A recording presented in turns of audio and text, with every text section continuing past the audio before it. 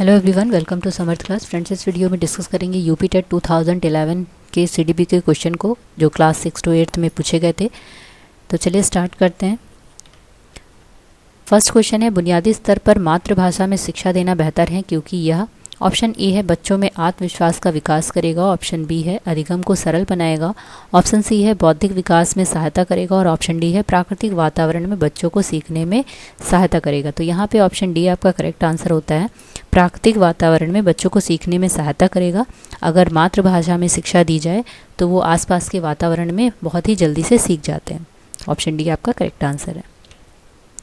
Next question है, श्याम पट्ट पर लिखते समय सबसे महत्वपूर्ण क्या है? ऑप्शन ए है अच्छी लिखावट, ऑप्शन बी है लेखन में स्पष्टता, ऑप्शन सी है बड़े अक्षरों में लिखना, ऑप्शन डी है छोटे अक्षरों में लिखना।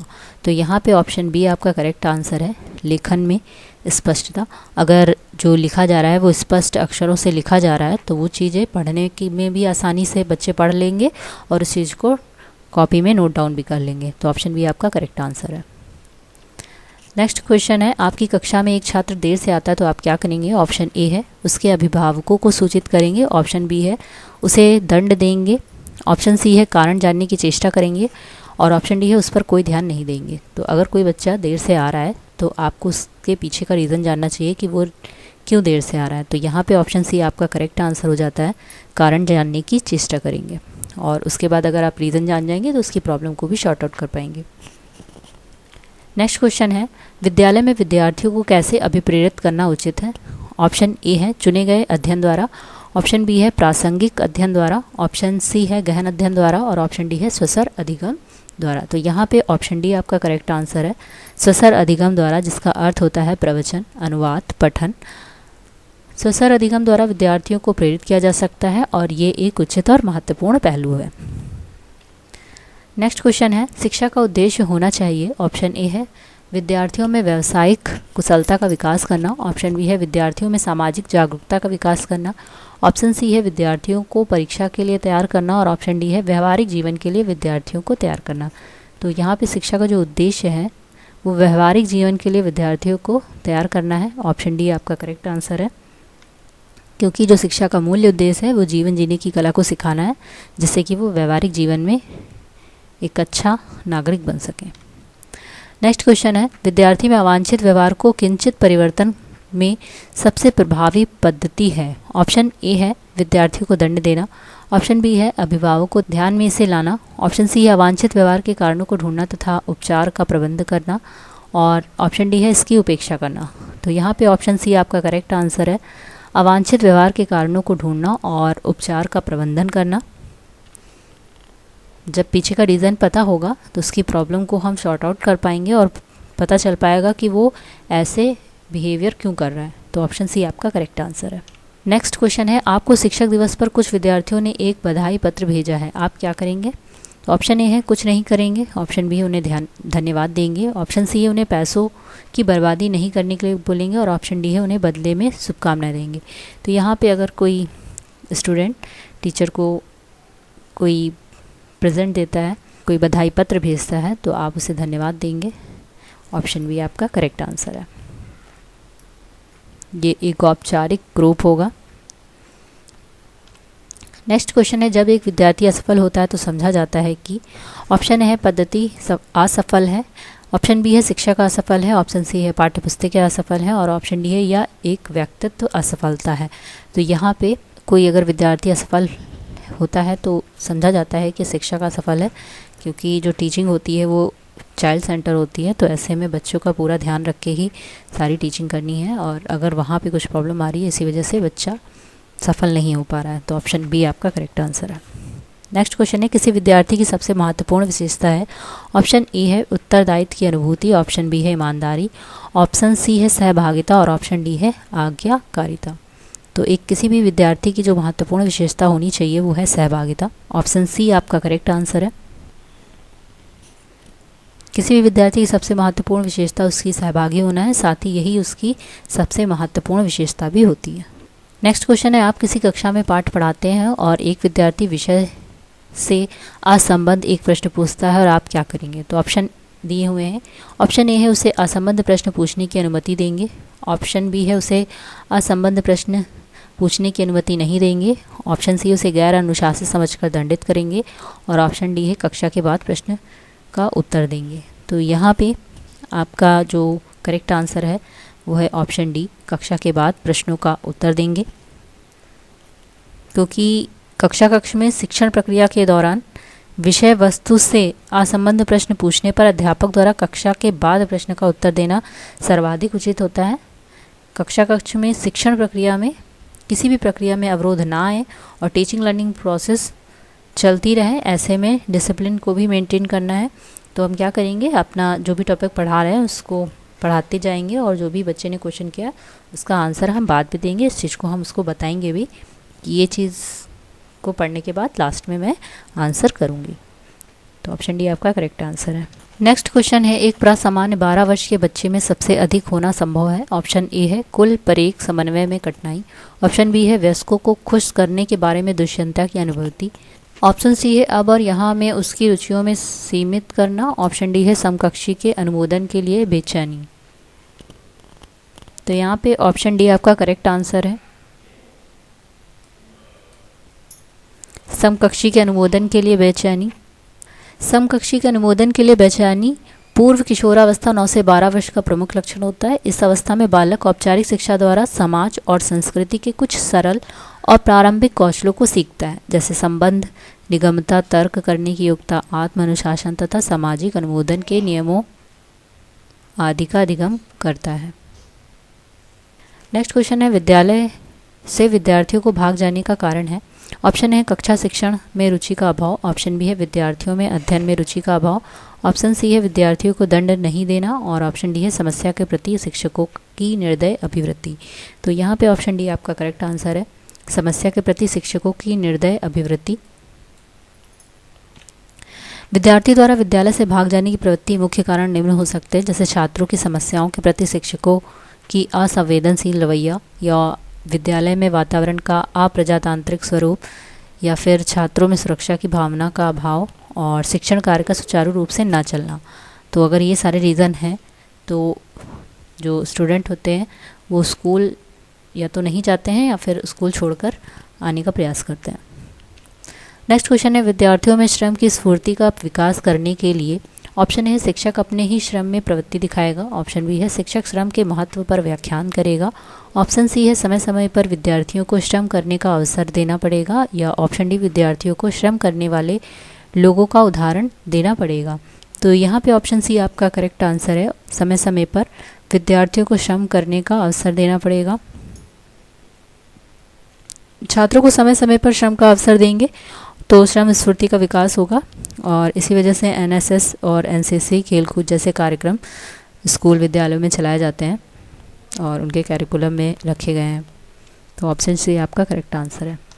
नेक्स्ट क्वेश्चन है, बाल विकास की परिभाषा का अध्ययन क्षेत्र है जो। ऑप्शन ए है मानवीय सामर्थ्यों में परिवर्तन का परीक्षण करता है। ऑप्शन बी है जीवन अवधि के दौरान व्यवहार की व्याख्या ढूंढेगा। ऑप्शन सी है बच्चों की वयस्क तथा वरिष्ठ नागरिकों के साथ तुलना करेगा। और ऑप्शन डी है किसी बच्चे के संज्ञानात्मक, सामाजिक तथा दूसरे सामर्थ्यों के क्रमिक विकास के लिए उत्तरदायी होगा। तो इसका करेक्ट आंसर है ऑप्शन डी, किसी भी बच्चे के संज्ञानात्मक, सामाजिक तथा दूसरे सामर्थ्यों के क्रमिक विकास के लिए उत्तरदायी होगा। बाल विकास मनुष्य के जन्म से लेकर किशोरावस्था के अंत तक उनमें होने वाले जैविक और मनोवैज्ञानिक परिवर्तनों को कहते हैं, जब वे धीरे धीरे निर्भरता से और अधिक स्वायत्तता की ओर बढ़ते हैं। अर्थात किसी बच्चे में संज्ञानात्मक, सामाजिक तथा नैतिकता के क्रमिक विकास को ही बाल विकास कहा जाता है, जो एक दूसरे के क्रमिक विकास के लिए उत्तरदायी होते हैं। तो ऑप्शन डी आपका करेक्ट आंसर है। नेक्स्ट क्वेश्चन है, प्राथमिक शिक्षक के लिए बाल मनोविज्ञान का ज्ञान आवश्यक है क्योंकि। ऑप्शन ए है यह बच्चों को अनुशासित बनाने में सहायता करता है। ऑप्शन बी है परीक्षा में परिणाम में उन्नति होती है। ऑप्शन सी है यह बच्चों को अभिप्रेरित करने के लिए सुविधाजनक तरीका बन जाता है। और ऑप्शन डी है यह बच्चों के व्यवहार को समझने में शिक्षक की सहायता करता है। तो यहाँ पे ऑप्शन डी आपका करेक्ट आंसर है, यह बच्चों के व्यवहार को समझने में शिक्षक की सहायता करता है। ऑप्शन डी, शिक्षक को बाल मनोविज्ञान का ज्ञान होना अति आवश्यक होता है क्योंकि इसके द्वारा शिक्षक बालक के व्यवहार को आसानी से समझ सकता है तथा अपना शिक्षण कार्य सुचारू रूप से चला सकता है। तो option D is the correct answer. Next question है, मानवीय मूल्यों जो प्रकृति में सार्वत्रिक हैं विकास का अर्थ है? ऑप्शन ए है मतारोपण, ऑप्शन बी है अंगीकरण, ऑप्शन सी है अनुकरण और ऑप्शन डी है अभिव्यक्ति। तो ऑप्शन बी आपका करेक्ट आंसर है, अंगीकरण।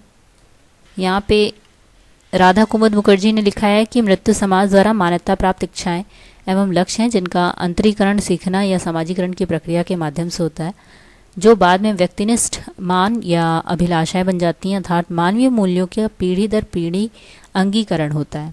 इसी प्रकार उनका विकास भी पीढ़ी दर पीढ़ी होता है। तो अंगीकरण इसका करेक्ट आंसर है। नेक्स्ट क्वेश्चन है, अपने विद्यार्थियों को समझने के लिए एक शिक्षक में अच्छी जानकारी होनी चाहिए। ऑप्शन ए है बाल मनोविज्ञान की, ऑप्शन बी है बच्चों को समझने की प्रकृति, ऑप्शन सी है विषय वस्तु के प्रति विद्यार्थियों के मत की और ऑप्शन डी है उपरोक्त सभी। तो यहाँ पे ऑप्शन डी आपका करेक्ट आंसर है, उपरोक्त सभी, क्योंकि एक अच्छे टीचर को बाल मनोविज्ञान की भी जानकारी होनी चाहिए, बच्चों के समझने की प्रवृत्ति होनी चाहिए और विद्यार्थियों के मत की भी आवश्यकता होती है, ताकि वो कंटेंट के अकॉर्डिंग उस चीज़ को पढ़ा पाए। बच्चों का इंटरेस्ट अगर उनको पता होगा तो उस चीज़ को अच्छे से समझा पाएंगे। तो ऑप्शन डी इसका करेक्ट आंसर है।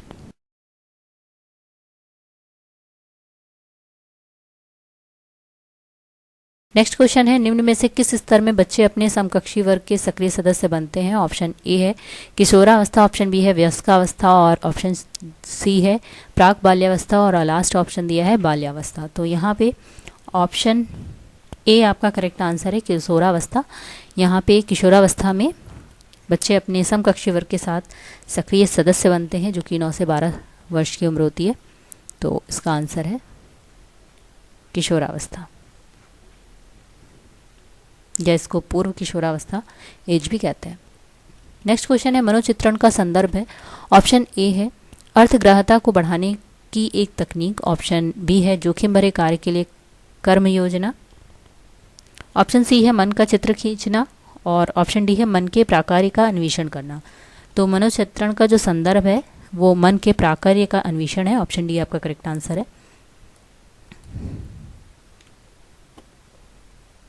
नेक्स्ट क्वेश्चन है, प्रतिभाशाली होने का संकेत निम्न में से क्या नहीं है? ऑप्शन ए है विचारों में सृजनात्मकता, ऑप्शन बी है दूसरों के साथ लड़ना, ऑप्शन सी है अभिव्यक्ति में अनूठापन और ऑप्शन डी है कौतूहल। तो यहाँ पे पूछा गया है प्रतिभाशाली होने का संकेत निम्न में से क्या नहीं है? तो ऑप्शन बी आपका करेक्ट आंसर है, दूसरों के साथ लड़ना।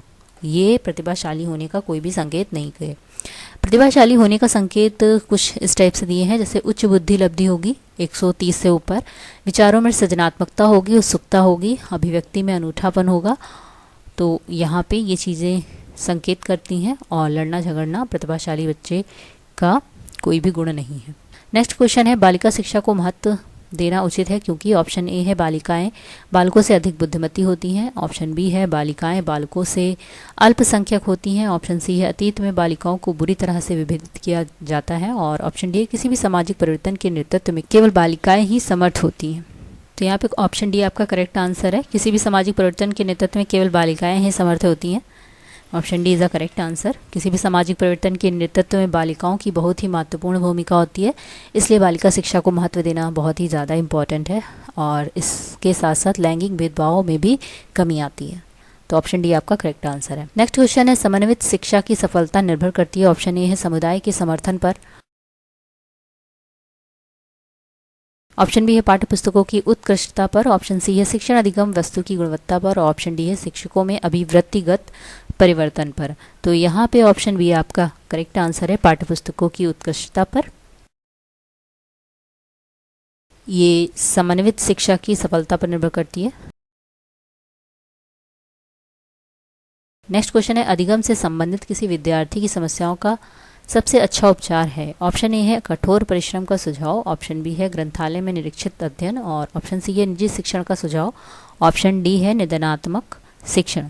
तो यहाँ पे ऑप्शन डी आपका करेक्ट आंसर है, निदानात्मक शिक्षण। अधिगम से संबंधित किसी भी विद्यार्थी की समस्याओं को सबसे अच्छा उपचार निदानात्मक शिक्षण द्वारा किया जाता है, साथ ही साथ भविष्य का निर्धारण भी सही दिशा में किया जा सकता है। नेक्स्ट क्वेश्चन है, एक शिक्षक विद्यार्थियों को अनुप्रेरित कर सकता है। ऑप्शन ए है पुरस्कार देकर, ऑप्शन बी है सही मार्गदर्शन कराकर, ऑप्शन सी है उदाहरण देकर, ऑप्शन डी है कक्षा में भाषण देकर। तो यहाँ पे ऑप्शन ए आपका करेक्ट आंसर है, शिक्षक द्वारा पुरस्कार देकर उसे अभिप्रेरित किया जा सकता है। नेक्स्ट क्वेश्चन है, यदि कोई विद्यार्थी आपका सम्मान नहीं करता तो आप क्या करेंगे? ऑप्शन ए है उसकी उपेक्षा करेंगे, ऑप्शन बी है परीक्षा में कम अंक देंगे, ऑप्शन सी है उसके अभिभावकों से बात करेंगे और ऑप्शन डी है उसे डांटेंगे। तो यहाँ पे अगर कोई बच्चा सम्मान नहीं दे रहा है तो आप उसके अभिभावकों से बात कर सकते हैं उसका रीज़न जानने के लिए, और समस्या का पता लगाएंगे और समस्या का समाधान भी करेंगे। नेक्स्ट क्वेश्चन है, शिक्षण का सत्तावादी स्तर है। ऑप्शन ए है शिक्षक केंद्रित, ऑप्शन बी है छात्र केंद्रित, ऑप्शन सी है प्रधानाध्यापक केंद्रित और ऑप्शन डी है अनुभव केंद्रित। तो यहाँ पे ऑप्शन ए आपका करेक्ट आंसर है, शिक्षक केंद्रित शिक्षण का सत्तावादी स्तर है, क्योंकि यहाँ पे टीचर सेंटर टीचिंग होती है, तो टीचर अपने अकॉर्डिंग ही सब कुछ करता है। नेक्स्ट क्वेश्चन है, चरित्र का विकास होता है। ऑप्शन ए है इच्छा शक्ति द्वारा, ऑप्शन बी है बर्ताव एवं व्यवहार द्वारा, ऑप्शन सी है नैतिकता द्वारा और ऑप्शन डी है उपरोक्त सभी के द्वारा। तो यहाँ पे ऑप्शन डी आपका करेक्ट आंसर है, इन चारों से ही चरित्र का विकास हो। चरित्र का विकास व्यक्ति की इच्छा शक्ति, व्यवहार और नैतिकता पर आधारित होता है। नेक्स्ट क्वेश्चन है, निम्न में से कौन सा शिक्षण अधिगम का स्तर नहीं है? ऑप्शन ए है विभेदीकरण स्तर, ऑप्शन बी है स्मृति स्तर, ऑप्शन सी है चिंतनशील स्तर और ऑप्शन डी है समझ स्तर। तो यहाँ पे ऑप्शन ए आपका करेक्ट आंसर है, ये विभेदीकरण स्तर शिक्षण अधिगम का स्तर नहीं है, क्योंकि ये विभेदीकरण शिक्षण का अधिगम स्तर नहीं है। इसमें छात्रों को बुद्धि लब्धि के आधार पर ही छोटे छोटे समूहों में बांटने की एक प्रक्रिया है। नेक्स्ट क्वेश्चन है, यदि एक विद्यार्थी कक्षा में भाग लेने में संकोच करता है तो आप क्या करेंगे? ऑप्शन ए है उससे प्रश्न नहीं पूछेंगे, ऑप्शन बी है जिन प्रश्नों के उत्तर वह दे सकता है केवल उन्हीं प्रश्नों को पूछेंगे, ऑप्शन सी है उन प्रश्नों को नहीं पूछेंगे जिसके उत्तर उसके सामर्थ्य के बाहर है, जिसके कारण वह कक्षा में उपहास का पात्र बन सकता है, या ऑप्शन डी उससे केवल तब प्रश्न पूछेंगे जब वह उसके उत्तर देने के लिए उत्साहित हो। तो यहाँ पे ऑप्शन डी आपका करेक्ट आंसर होगा, आप तभी प्रश्न पूछेंगे जब वह उत्तर देने के लिए रेडी हो, उत्साहित हो। तो ऑप्शन डी आपका करेक्ट आंसर है। ऐसा करने से संकोची छात्र के सभी प्रश्न कर नहीं पाते, तो वह उत्तर देने के लिए उत्साहित हो, ऐसे प्रश्न पूछें। धीरे धीरे उसमें आत्मविश्वास का भी संचार होगा और वह कक्षा में सहभागी भी बनेंगे। नेक्स्ट क्वेश्चन है, शिक्षक का बर्ताव होना चाहिए। ऑप्शन ए है प्रशासनात्मक, ऑप्शन बी है शिक्षाप्रद, ऑप्शन सी है आदर्शवादी और ऑप्शन डी है निदेशात्मक। तो यहाँ पे ऑप्शन सी आपका करेक्ट आंसर है, आदर्शवादी। शिक्षक का बर्ताव हमेशा आदर्शवादी ही होना चाहिए। ये 30 क्वेश्चन जो 2011 में 6 to 8 के लिए आए थे और काफ़ी ज़्यादा इम्पॉर्टेंट है, इससे रिलेटेड आप अपनी प्रिपरेशन बहुत ही अच्छा कर सकते हैं। तो आई होप आपको समझ में आया होगा। अगर वीडियो पसंद आए तो लाइक शेयर और चैनल को सब्सक्राइब करना बिल्कुल भी मत भूलिएगा। Thank you so much.